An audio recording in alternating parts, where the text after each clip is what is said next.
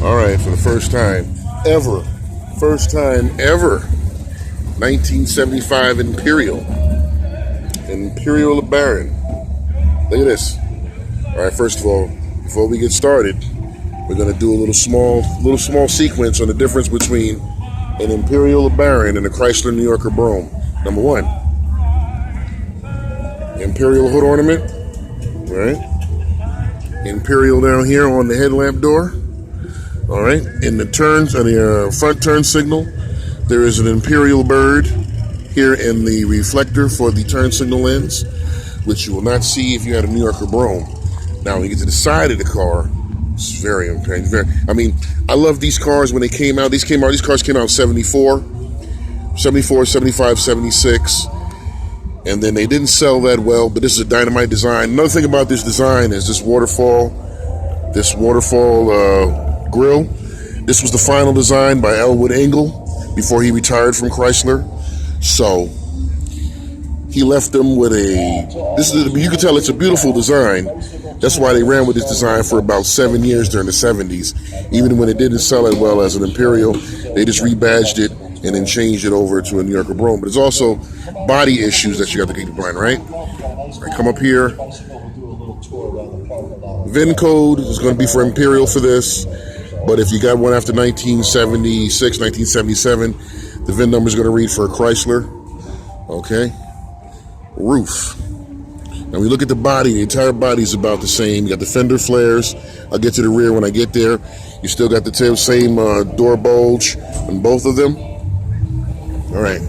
Interior. Pillbox seating. You got the pillbox seating on the Brougham when you had a New Yorker, but you got it, what they call that, gratis when you had the Imperial. All right, you got oh, jeez. Are we still going? Yeah, we're still going. Okay. Steering wheel. The steering wheel, by this time, Chrysler was sharing steering wheels amongst other cars, so you really can't count too much on the steering wheel itself, because even though that is an Imperial wheel with an Imperial center section, you can also get the same steering wheel on the B-body Monaco. Now, what you really want to know is right here. See the metal part? That's a The metal part. That's a telescoping wheel. Only the Imperial had the telescoping wheel. Now, when they get in here, what they did was they changed the stereo, but also this car would have had automatic temperature control. Okay? It has a LeBaron ornament right here. If this was a New Yorker, it would have said Brougham here with a shield. The rear window.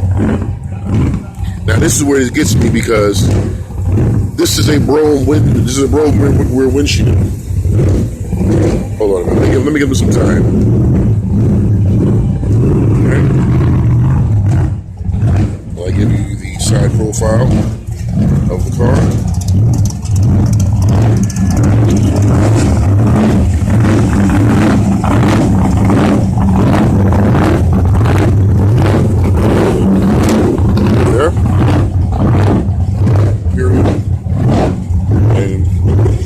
If you had a New Yorker, this would be a Chrysler Pentastar right here. Once again, it would say New Yorker here in bold script. New Yorker Brougham. Now, like I said, the car's passed. This rear windshield, this is a Brougham rear windshield right here. So that's why you can see it's recessed between the vinyl panels. If you had a New Yorker, you would have not gotten this rear windshield. Your windshield would have came out all the way to the D-pillar and then came down and then went along the bottom of the car. New Yorker Brougham, there. You'd have not gotten that rear windshield, right? Now, there's this portion right here. This is a carryover from 1963 New Yorker. This right here, this glass, see? When it butts right here. If you go look at a 63 New Yorker, 4-door door frame, you can see where this glass comes from. It's not the same piece of glass, but it has the theme to it. All right? On the rear, if you have an Imperial, you have an Imperial badge, or your corner reflector right here. If you have a New Yorker, this is just going to be a long rectangular bar, and that does the same thing. Right? Now, the rear seat has a center armrest on it. You would get that in New Yorker, but you'd have to get the same style interior with the pillbox seating.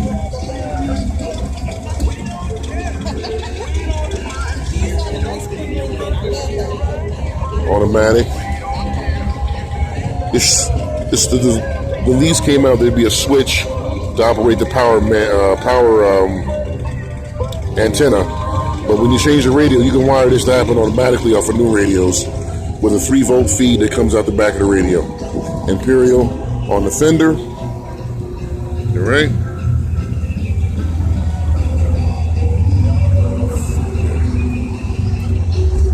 Now, build issues on these cars is that if you had, hold on, everybody get out of my way here. Let me get out of my way. Oh, okay.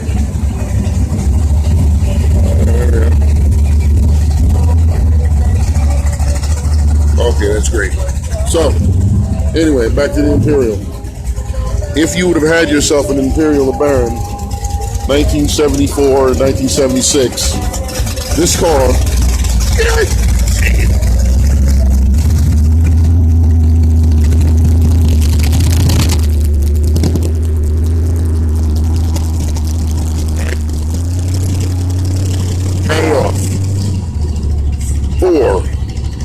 this car came with 4-wheel disc brakes, 9.25 rear end, but you would get that on the New Yorker.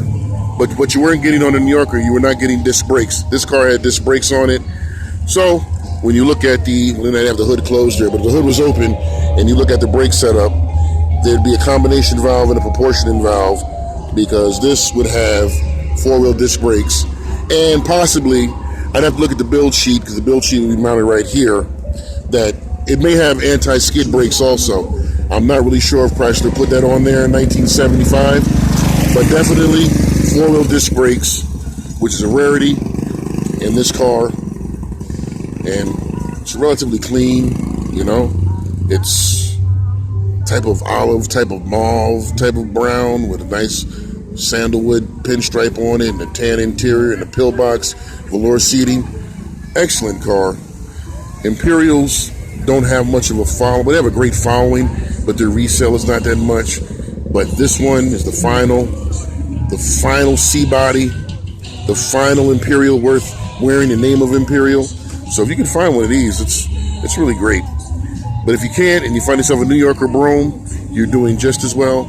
I myself, I would like to get a Newport, like a 77, 78 Newport with a 400, but we'll see what time says. Anyway, if you like this walk around, 1975 Imperial LeBaron, 4-door hardtop, give me a like and subscribe, and leave me a comment. Start talking about this car, because this is really one of the best things I've seen in a show. This is why when you come to these shows, you never know what you're going to see, but I'm always impressed with what I see. All right, thank you.